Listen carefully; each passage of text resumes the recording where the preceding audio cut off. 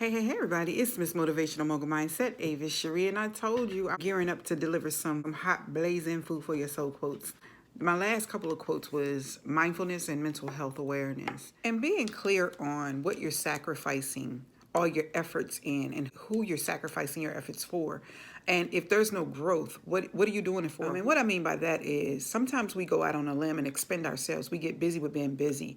And again, it goes back to mindfulness and self-reflection and appropriating your task and prioritizing your task and not taking on too much on your plate. That is a gateway to mental health, illness, and things that we have an inability to cope with and deal with because we're overtaxed and overspent and overstressed because we're busy being busy. You know, we want to be a savior. We want to be, we have a servant heart, a servant leadership heart. We want to teach. We want to give what we didn't have ourselves. We want to give the best of ourselves. But in the caption on that post about sacrificing yourself, if you weren't here, will there be any growth? And if you're sacrificing for things that you haven't seen growth, if you haven't seen change, what are you really doing it for?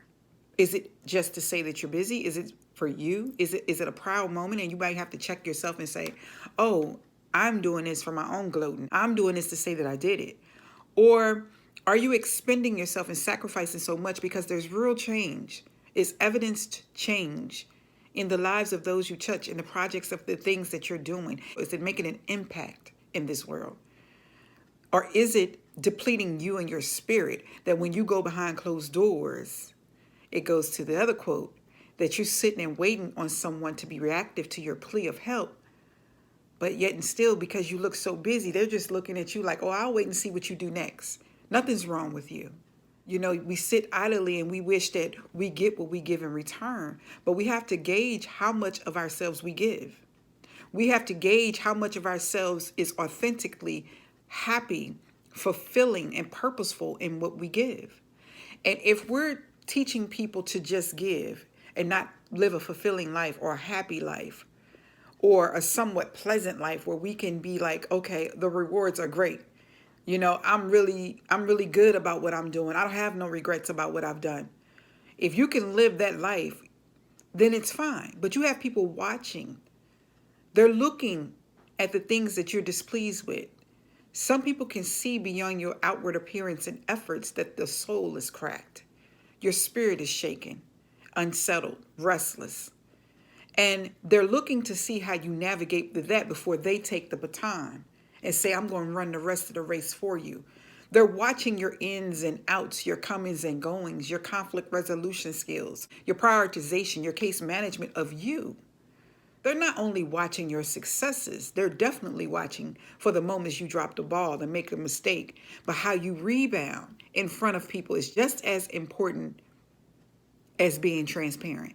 Your rebound has got to show that you go through too. Your rebound has got to show how you go through, where that happy place is when you go through, what you take up and pick up when you're going through, when you can't speak, when you can't serve, when your body's telling you to shut down, when your body shuts you down. You have to show the other side because it's life. It's a part of evolution. It's a part of transformation. It's a part of life.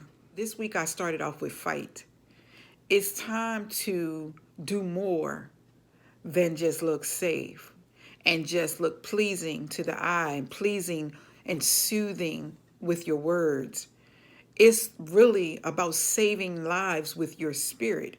You sacrifice transparency to uplift and encourage someone that there's hope, that there's joy, that there's peace in the midst of the storms, that there's a glimmer of light that's going to shine on your situation. But more importantly, is to build their faith. Because they don't just want to see you on the gram looking beautiful, hair snatched, talking well, looking prosperous. I said a while ago that when we say favor ain't fair, we don't tell people about how unfair the favor can be. Not because of the favor, but the process of favor.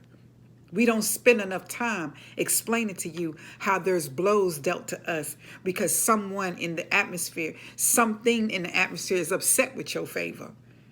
So We'll tell you and showcase the huge houses. We'll showcase the cars. We'll showcase the jobs. We'll showcase the relationships. We'll showcase even the physical, the material things. But we won't showcase how Satan tried to come behind us and rob and steal it all before we got it, in the midst of getting it, and after we got it. We won't showcase how people close to you are being used to do the opposite of what your purpose has called you to do. We won't showcase how people are harboring resentment because of your favor. We're just going to always say favor ain't fair, but you ain't explaining how unfair it can be. Those are some of the contributing factors as to why mental health disease and illnesses are so prevalent, because we don't have the process part. We have the beginning, but not often do we have the processing of how we came out. The transparency of the full processes that we go through from day to day, hour to hour, minute to minute, and sometimes second by second. Because literally, you're in a dark place. It's second by second that you're trying to battle with this thing. But I'm challenging you to share this and any other mental health quotes you see that are advantageous to somebody's life. I'm challenging you to share my YouTube channel. I'm challenging you to have conversations right in your home, right with your loved ones. And I'm challenging you to be transparent with each part of that process when you found yourself there. Because if there's more of that in totality, in every environment, we'll have a reality of conquering things, overcoming things together. We'll have a village of non-judgmental people versus everybody sitting on the sidelines and speculating what you're going through and judging what you're going through and prejudging what you will go through. I'm challenging you to be transparent. It's necessary. And this is not just for these days of mental health and suicide prevention. That is an everyday ongoing occurrence across the world. How can you transform lives? How can you serve lives if you're not going to be transparent in your process for real? Because that can save a life, can stop a suicide, can stop a mass murder, can stop a mass shooter. If we stop turning a blind eye and just waiting to see what happens. Get involved, get engaged, and it starts with you. Until next time, God's peace and God's love. I'm Avis Cherie. Go check me out on my YouTube channel and look for more Food for Your Soul vlogs. God's love to you.